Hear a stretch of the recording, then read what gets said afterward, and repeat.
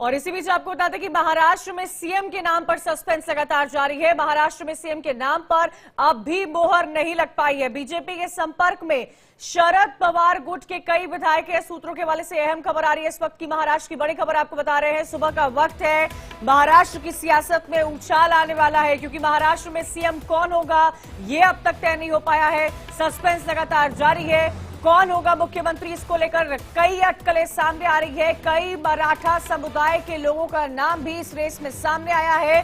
लेकिन जो सबसे बड़ा अपडेट है वो ये सामने आ रहा है कि शरद पवार गुट के कई ऐसे विधायक हैं जो इस वक्त भाजपा के संपर्क में हैं। सूत्रों के हवाले से इस वक्त की बड़ी और अहम खबर। ज्यादा जानकारी के लिए सीधा रुख करेंगे हमारे संवाददाता अभिषेक, फोन लाइन पर हमारे साथ जुड़े हुए। अभिषेक, क्या जानकारी मिल पा रही है? ये उम्मीद लगाई जा रही थी कि आज 3 तारीख को हो सकता है कि नाम का ऐलान हो, लेकिन ऐसा नहीं होता हुआ नजर आ रहा है। 5 तारीख को आजाद मैदान में भव्य शपथ ग्रहण समारोह है, लेकिन शरद पवार गुट के कई विधायक बीजेपी के संपर्क में हैं। ये बड़ा अपडेट है। बिल्कुल बीजेपी के संपर्क में है और कुछ बीजेपी के जो बीजेपी के साथ यानी सागर बंगलों पे यानी जो देवेंद्र फडणवीस का बंगला है उस बंगले पे कुछ एनसीपी या शरद पवार के जो विधायक थे कुछ मिलने के लिए पहुंचे, वो देखा गया।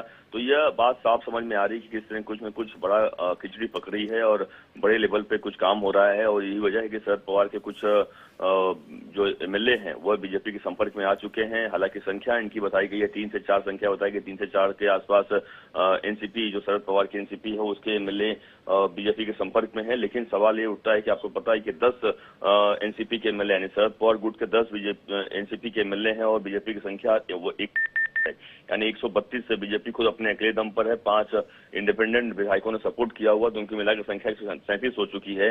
तो क्या ये माना जा रहा है, क्या ये हो सकता है, क्या हम सूत्र बता रहे हैं ऐसा कि क्या शरद पवार की तरफ से एक बड़ा खेला हो रहा है क्या महाराष्ट्र में कि 10 जो उनके विधायक हैं हो सकता है कि वो किसी तरीके से बीजेपी को सपोर्ट कर दें और सरकार महाराष्ट्र बन जाए। जिस तरीके से आप देखिए कि इतना डिले हो रहा है महाराष्ट्र में एकनाथ शिंदे की वजह से। एकनाथ शिंदे कई सारी डिमांड्स को लेकर पड़े हुए हैं, या फिर ऐसा भी चल रहा है कि क्या अजीत पवार को बड़ा गेम किया जाएगा। तो तमाम ऐसी चीजें अटकलें लगातार चल रही है कि जितनी देरी हो रही है आप समझिए उतनी देरी के हिसाब से तमाम चीजें सामने आ रही है। कहीं न कहीं बीजेपी कुछ बड़े प्लान के मूड में है और इसलिए बड़ा प्लान कर रही है, इसकी वजह से इतना डिले हुआ। अन्यथा आप समझिए कि 23 तारीख को जनादेश मिल चुका है। 23 तारीख के बाद अब तक 9 से 10 दिन हो चुके हैं और अब तक महाराष्ट्र में सरकार नहीं बन पाई है। अभिषेक, यही सबसे बड़ा सवाल खड़ा हो रहा है कि आप देखिए न्योता भेजा जा चुका है, गेस्ट लिस्ट तैयार की जा चुकी है, वेन्यू डिसाइडेड है, समय डिसाइडेड है, ओथ सेरेमनी 5 तारीख को होगी और भव्य होगी, ये भी डिसाइडेड है।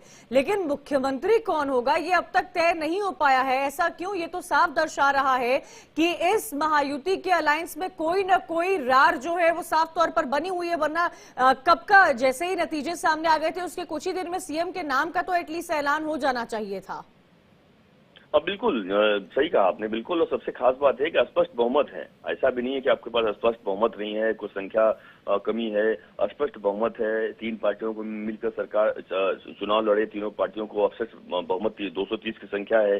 230 का मतलब समझिए कि बहुत बड़ा आंकड़ा मिला हुआ है। और यह अब तक किसी भी महायुति की सरकार या यूं कहे गठबंधन सरकार जो भी महाराष्ट्र में चलती आई है, इतना बहुमत कभी किसी को नहीं मिला।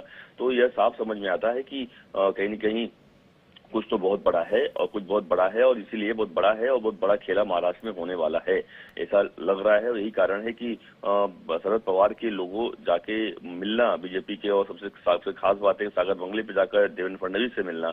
और यह साफ समझ में आ रहा है कि कुछ न कुछ बड़ा चल रहा है। और बड़ा क्या चल रहा है यह अब तक समझने वाले सब समझ सकते हैं, लेकिन कहीं न कहीं कुछ तो बड़ा हो रहा है। ठीक है अभिषेक, बिल्कुल। और इसी को जुड़ी एक और बड़ी खबर आ रही है, बने रहिएगा आप, आगे भी आपसे इनपुट लेते रहेंगे। खबर ये सामने आ रही है कि कल सुबह 10 बजे